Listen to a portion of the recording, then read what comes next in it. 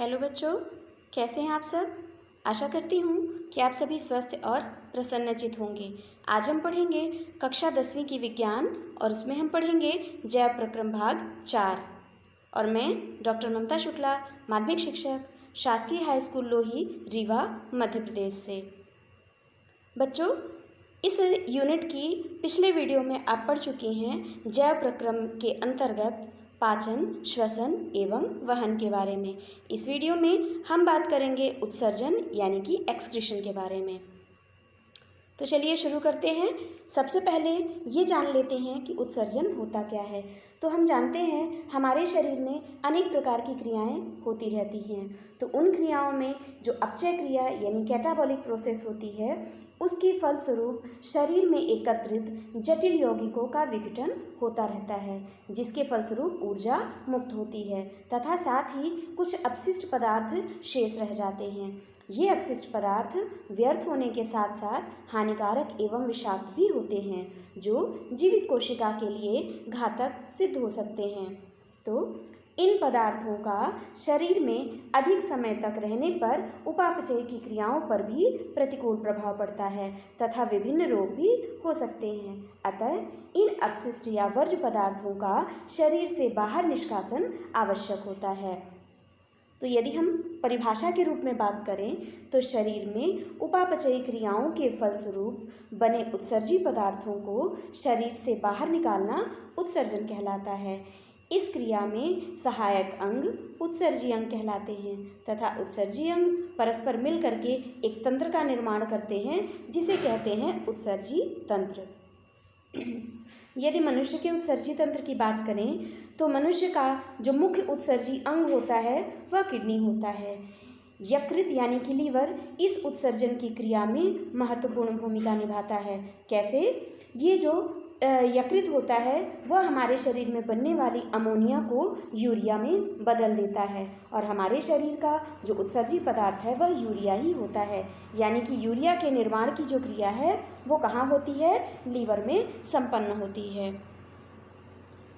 तो यदि हम मनुष्य में उत्सर्जन की बात करें तो मनुष्य का जो उत्सर्जन तंत्र है वह कुछ अंगों से मिलकर के बना हुआ होता है, जिसमें पहला है वृक्क या किडनी, दूसरी है यूरेटर या मूत्र नलिका और तीसरा है मूत्राशय या यूरिनरी ब्लैडर। इन सभी को आगे हम डिटेल में पढ़ते हैं।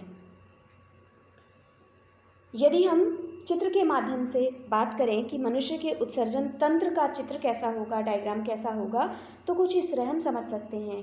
यहाँ हम देख रहे हैं कि मनुष्य में ये जो दो बीन्स के आकार की, सेम के बीच के आकार की जो संरचना है ये कहलाती है किडनी। यह एक जोड़ी होती है और यह हमारी उदर गुहा में, ठीक है, उदर गुहा में स्थित होती है और ये वाली होती है बाईं किडनी, ये वाली होती है दाईं किडनी।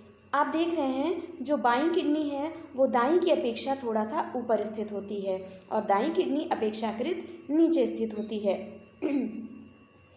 और साथ में प्रत्येक ये जो किडनी है इनसे एक पतली नली निकलती है। दोनों साइड की किडनियों से एक नली निकलती है जिसे यूरेटर या मूत्रवाहिनी कहते हैं। यह आगे चलकर एक पाउच या थैली जैसी रचना में खुलती है जिसे कहते हैं मूत्राशय और यह मूत्रमार्ग के रूप में बाहर खुलता है। इसके अलावा और हम क्या देख रहे हैं कि दोनों तरफ की जो किडनी है इनमें कुछ नलिकाएं हैं जो रक्त को लेकर के जा रही हैं। तो यहाँ से किडनी में प्रवेश करने वाली जो नली होती है रीनल धमनी होती है, जो यहाँ से शुद्ध रुधिर लेकर के जाती है और वहाँ से रक्त को छन्ने के पश्चात जो नली रक्त को वापस लाती है वो होती है रीनल शिरा, जिसे इसमें ब्लू कलर से दिखाया गया है।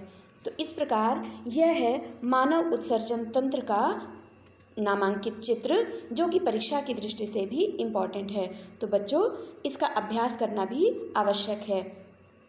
अब आगे हम चलते हैं, बात करते हैं किडनी की यानी वृक्क की। तो एक जोड़ी वृक्क या किडनी उदर गुहा में कशेरुक दंड के पार्श्व में स्थित होती है। यह भूरे रंग की सेम के बीच के आकार की रचनाएं होती हैं। प्रत्येक किडनी लगभग 10 सेंटीमीटर लंबी, 6 सेंटीमीटर चौड़ी तथा 2.5 सेंटीमीटर मोटी होती है और दाईं किडनी जो होती है वह बाईं की अपेक्षा कुछ नीचे स्थित होती है।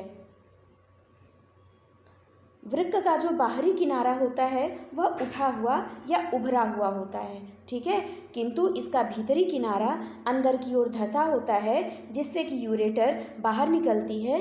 इस धंसे हुए स्थान को ही हम हाइलम कहते हैं। जो यूरेटर या मूत्र नलिका है एक पेशी थैलीनुमा रचना में खुलती है, जिसे यूरिनरी ब्लैडर या मूत्राशय कहते हैं। मूत्र नली की लंबाई 30.35 सेंटीमीटर होती है।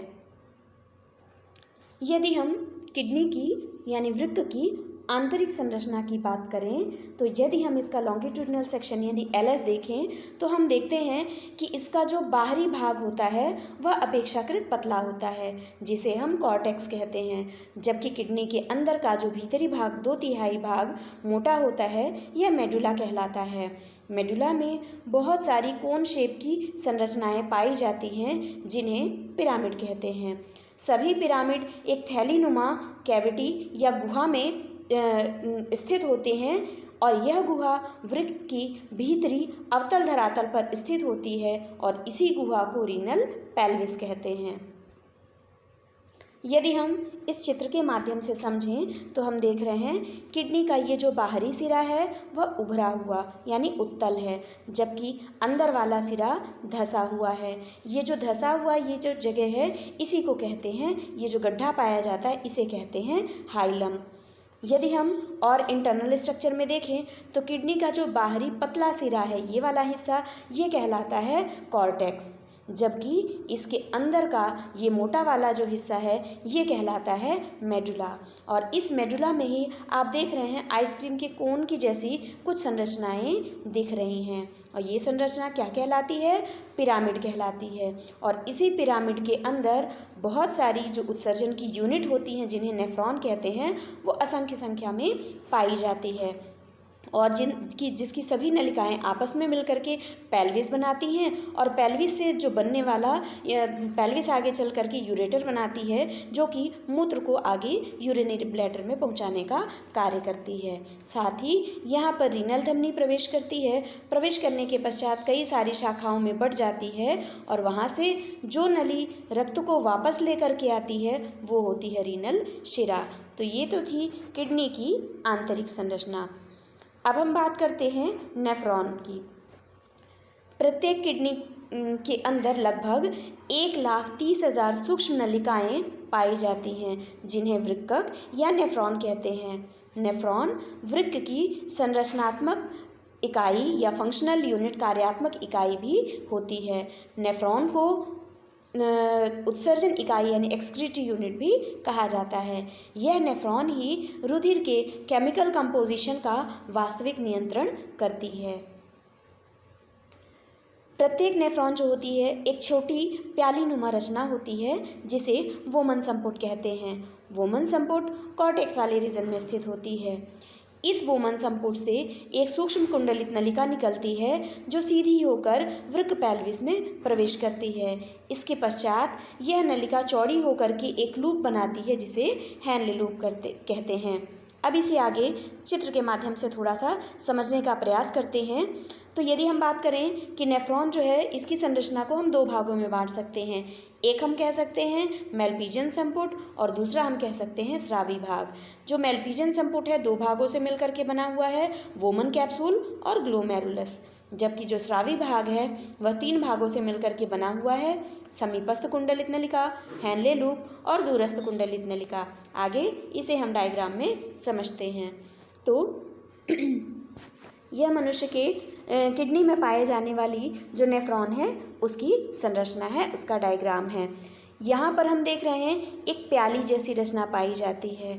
इसी प्याली जैसी रचना को हम कहते हैं बोमन संपुट और इस बोमन संपुट में रुधिर केशिकाओं का जाल पाया जाता है, गुच्छा पाया जाता है और इसे ही हम कहते हैं ग्लोमेरुलस। और इन दोनों को यानी ग्लोमेरुलस और वोमन संपुट को हम एक साथ कहते हैं मेलपीजियन संपुट।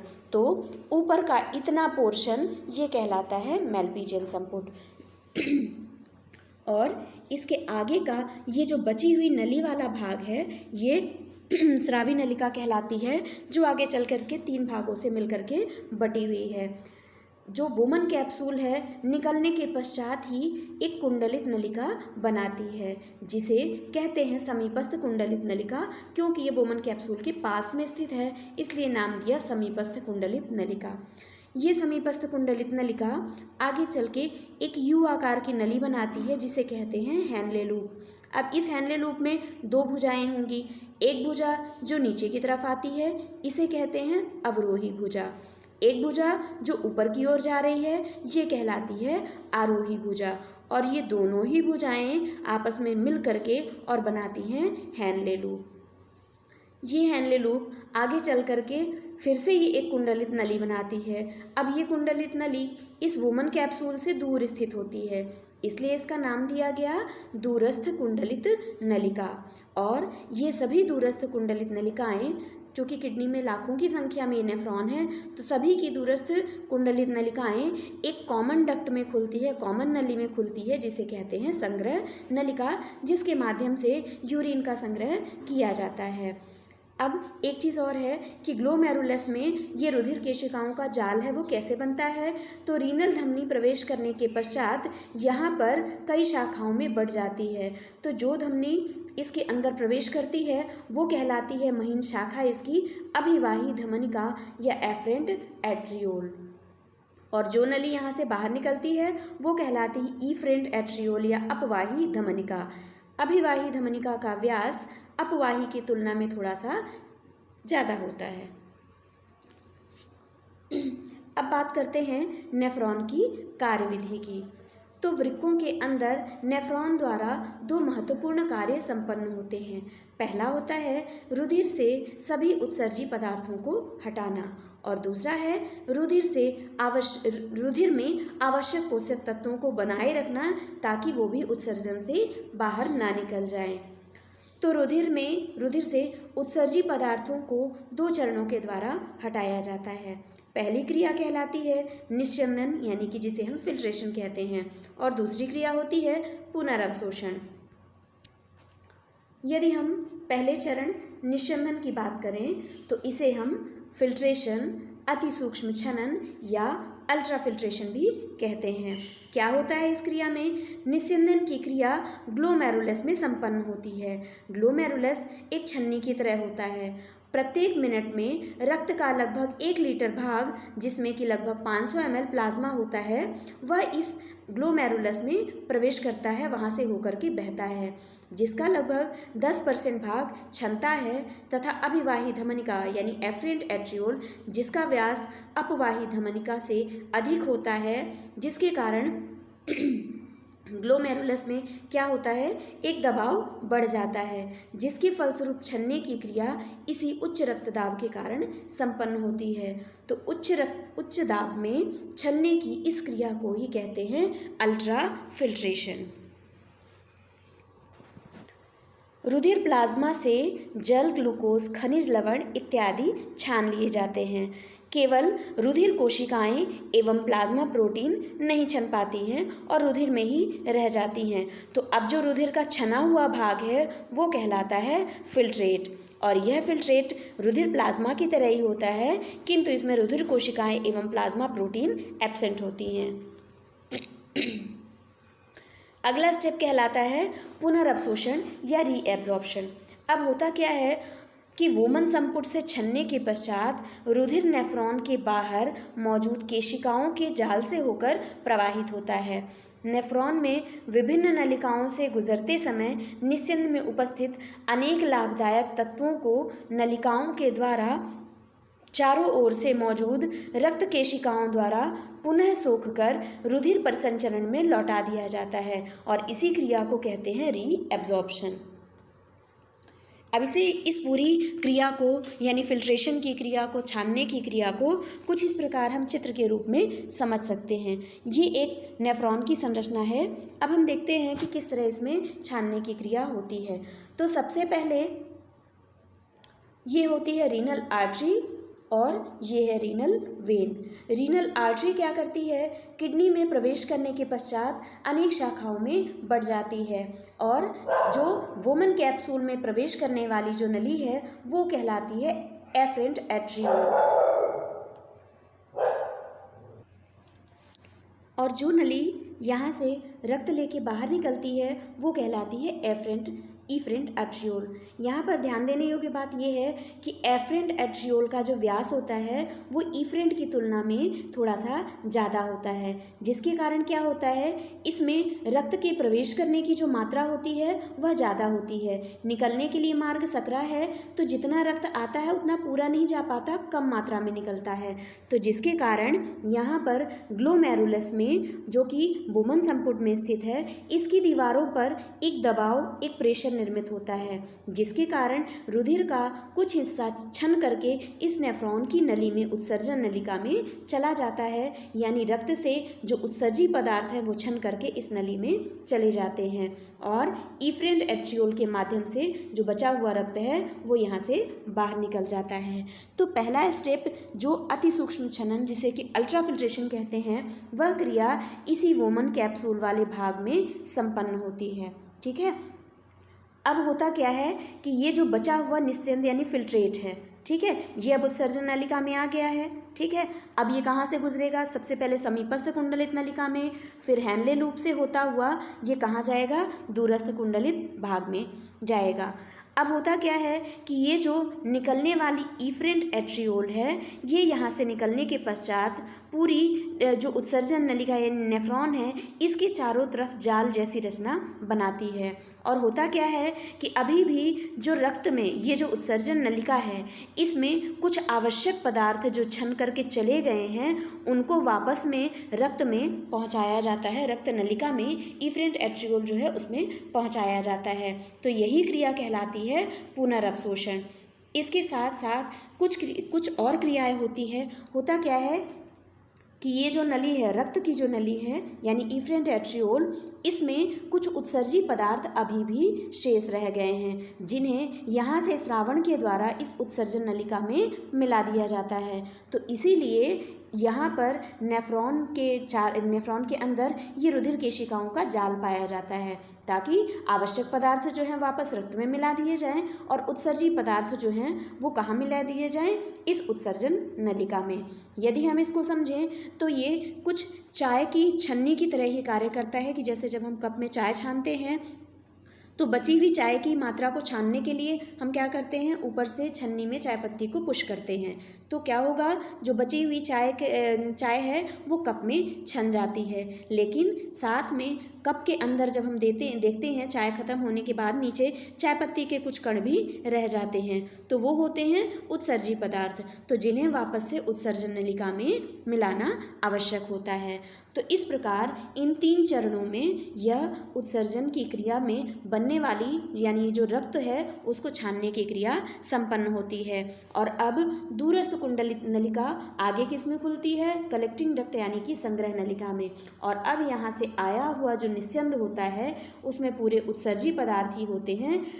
तो ये जो द्रव है वो कहलाता है मूत्र, जो कि पेल्विस के माध्यम से यूरेटर में खुलती है और यूरेटर आगे चल करके यूरिनरी ब्लैडर यानी कि मूत्राशय में खुलती है, जहाँ पर यूरिन का संग्रह यानी मूत्र का संग्रह किया जाता है। यदि हम इस चित्र के माध्यम से समझने का प्रयास करें तो ये रेड वाली नली जो है लाल कलर से है, ये है रीनल धमनी। ये लगातार किडनी में रक्त की सप्लाई कर रही है। यहाँ पर किडनी के अंदर नेफ्रॉन के माध्यम से रक्त को छाना जाता है और छना हुआ जो उत्सर्जी पदार्थ वाला जो फिल्ट्रेट है वो यूरिन के रूप में यहाँ से बाहर निकलता है। और जो रक्त का छना हुआ भाग है, जो नली इस रक्त को वापस लेकर के जाती है, वो होती है रीनल शिरा। कुछ इस सेकंड वाले चित्र में भी हम समझ सकते हैं कि जब फिल्ट्रेशन की क्रिया होती है तो यूरिन के अलावा यानी उत्सर्जी पदार्थ के अलावा कुछ आवश्यक पदार्थ भी अभी गलती से छन के इसमें आ गए हैं, तो इनको यहाँ से वापस रुधिर नलिका में यहाँ पर प्रवेश कराया जाता है। ठीक है। तो इस प्रकार संपन्न होती है यूरिन फॉर्मेशन की क्रिया यानी कि उत्सर्जन की क्रिया। अब हम बात करते हैं कि किडनी यानी वृक्क जो हमारे शरीर में है क्या कार्य करती है। तो वृक्क स्तनधारियों एवं अन्य कशेरुकी जंतुओं में उपापचय की क्रिया के फलस्वरूप उत्पन्न विभिन्न अपशिष्ट पदार्थों को मूत्र के रूप में शरीर से बाहर निकालता है। यह रक्त में हाइड्रोजन आयन सांद्रता को भी कंट्रोल करता है। यह रक्त के परासरणी दाब तथा इसकी मात्रा का भी नियंत्रण करता है। यह बाहरी पदार्थों जैसे दवाइयाँ, विष इत्यादि जिनका शरीर में कोई प्रयोजन नहीं होता है, इनका भी निष्कासन करता है। शरीर में ऑस्मोरेगुलेशन यानी कि परासरण नियमन, इसका कार्य भी वृक्क के द्वारा किया जाता है, जिसके माध्यम से वृक्क जल की निश्चित मात्रा को बनाए रखता है। यह रुधिर तथा ऊतक द्रव्य में जल एवं लवणों की मात्रा को निश्चित कर रुधिर दाब बनाए रखता है। यह कुछ पोषक तत्वों के अधिशेष भाग जैसे शर्करा, एमिनो अम्ल इत्यादि का भी निष्कासन करता है। अब लास्ट में आता है यूरेटर और यूरिनरी ब्लैडर। तो मनुष्य में एक जोड़ी मूत्रवाहिनी पाई जाती है जो पेल्विस से आरंभ होकर मूत्राशय में खुलती है। मूत्राशय की भित्ति मोटी व गुहा सक्रिय होती है और इसकी भित्ति में लगातार क्रमाकुंचन गति जो है वह होती रहती है। मूत्राशय क्या है? यह पेशियों से बना एक थैली के समान रचना होती है जिसमें मूत्रवाहिनी खुलती है, जिसमें मूत्र का कुछ समय के लिए संचय किया जाता है, जो कि आगे मूत्राशय मूत्रमार्ग के रूप में बाहर खुलता है और समय समय पर मूत्र का निष्कासन कर दिया जाता है। अब मूत्र या यूरिन क्या है? यह हल्के पीले रंग का अम्लीय तरल होता है जिसमें लगभग 96% जल, 2% यूरिया तथा सूक्ष्म मात्रा में लवण, यूरोक्रोम, अमोनिया इत्यादि पाए जाते हैं। यहाँ पर जो यूरोक्रोम होता है वह यूरिन यानी कि मूत्र के हल्के पीले रंग के लिए जिम्मेदार होता है, जिसके कारण ही यूरोक्रोम के कारण ही यूरिन का कलर जो होता है, मूत्र का कलर हल्का पीला होता है। अब बारी आती है अपोहन या डायलिसिस की। तो क्या बच्चों आपने कभी सुना है कि किसी की डायलिसिस हो रही हो या कोई आपके परिजन हो या किसी के बारे में आपने सुना है कि उनको डायलिसिस के लिए बाहर जाना पड़ता है? तो ये डायलिसिस या अपोहन की क्रिया होती क्या है, आइए समझते हैं। अपोहन या डायलिसिस एक रक्त शोधन की कृत्रिम विधि है। इस डायलिसिस की प्रक्रिया को तब अपनाया जाता है जब व्यक्ति के वृक्क यानी कि गुर्दे सही तरीके से काम नहीं करते हैं। गुर्दे से जुड़े रोगों, लंबे समय से मधुमेह के रोगी या उच्च रक्तचाप जैसी बीमारियों में कई बार डायलिसिस की आवश्यकता पड़ती है। अब ये जो डायलिसिस होती है इसमें दो प्रकार से होती है, एक होती है स्थायी और दूसरी होती है अस्थायी। स्थायी विधि में क्या होता है कि रक्त को छानने का कार्य कौन करता है? वृक्क यानी कि गुर्दे करते हैं। तो यदि ऑपरेशन के द्वारा, प्रत्यारोपण के द्वारा खराब गुर्दों को निकाल करके और उसकी जगह पर सही गुर्दे लगा दिए जाएं तो यह स्थायी विधि होती है, ठीक है। और अस्थायी विधि क्या होती है कि यह उन स्थितियों में होता है जबकि गुर्दे का प्रत्यारोपण संभव नहीं हो पाता है और रक्त में उत्सर्जी पदार्थ छन नहीं पा रहे हैं, तब उस समय पर रक्त को एक आर्टिफिशियल यानी कृत्रिम मशीन से होकर के गुजारा जाता है जिसमें रक्त को छाना जाता है और यह अस्थायी विधि होती है। अब वो कैसे संपन्न होती है कि कृत्रिम वृक्क बहुत सी अर्धपारगम्य आस्तर वाली नलिकाओं से युक्त होती है। ये नलिकाएं अपोहन द्रव्य से भरी टंकी से में लगी हुई होती हैं। इस द्रव का परासरण दाब रुधिर जैसा ही होता है जिसमें नाइट्रोजनी अपशिष्ट नहीं होते हैं।